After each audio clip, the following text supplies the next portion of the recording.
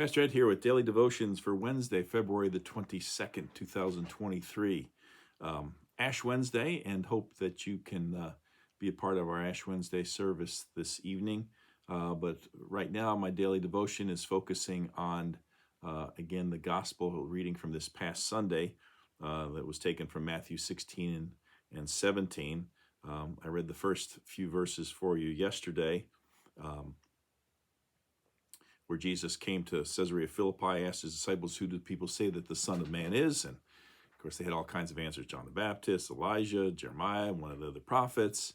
And then he kind of put them on the spot. He said, but who do you say that I am? And Simon Peter answered, you are the Messiah, the Son of the living God.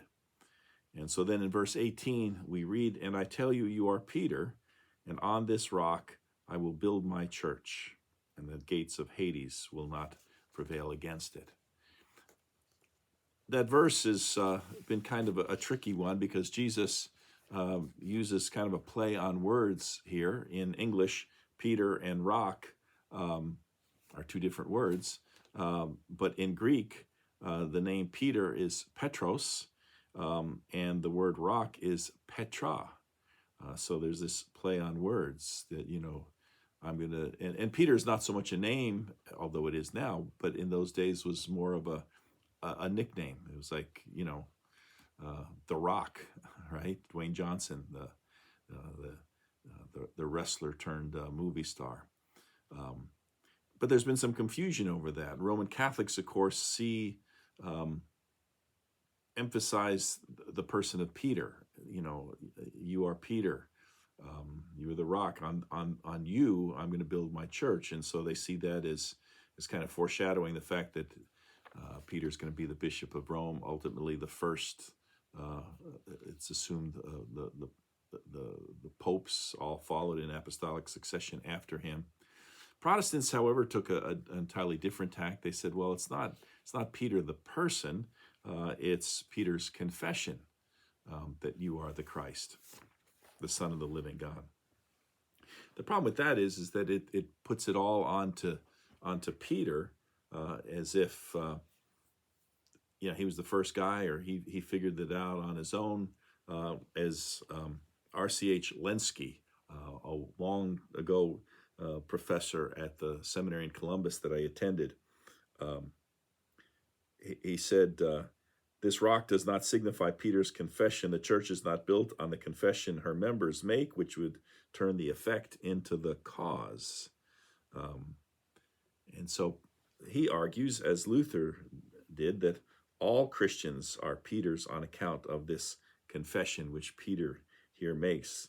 It's that confession that's the rock, but not just that Peter did it. It's that Peter was inspired. So you go back to verse 17, which I conveniently left out, where Jesus said, after Simon Peter answered, you are the Messiah, the Son of the living God. Jesus answered, blessed are you, Simon, son of Jonah, for flesh and blood has not revealed this to you, but my Father in heaven.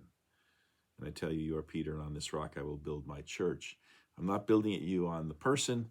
I'm not even building it on you as having made this confession as if you came up with it on your own.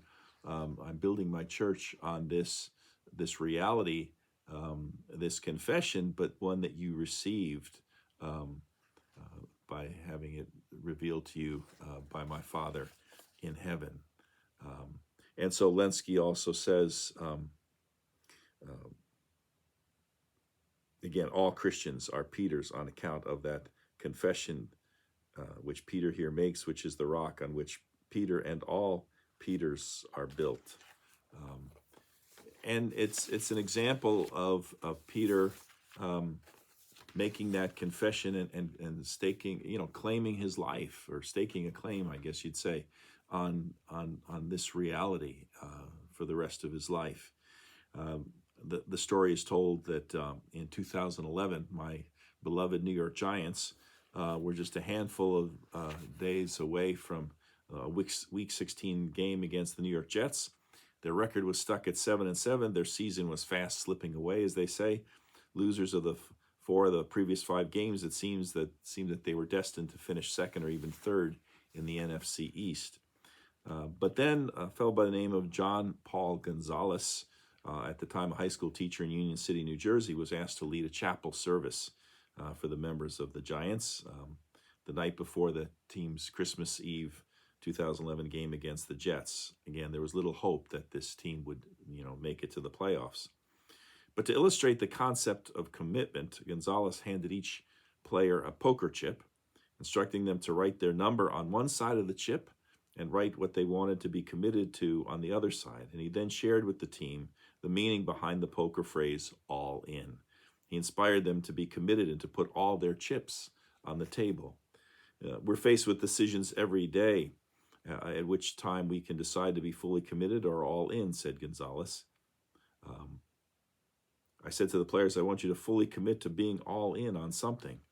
And he went on to urge players to fully commit on anything they take on, whether it's a father, husband, son, even a football player. Well, the next day, after this inspiring chapel message, the Giants beat the Jets 29-14. And in a post-game interview, Giants defensive end Justin Tuck credited that chapel speaker, John Paul Gonzalez, that his message of being all in is the reason the Giants won that day.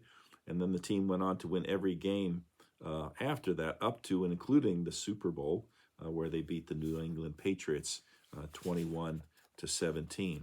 Peter here expresses, not just for himself or even for the 12, but for all who would follow him as disciples of Jesus, to be all in their faith and what that means. And we are part of that now too. What does it mean for us? What does it mean for you and me to be all in? Something to think about today. We'll be back again with you tomorrow. Again, hope you can join us for our Ash Wednesday service this evening, and also look forward to being together with you again tomorrow. Until then, take care. Bye.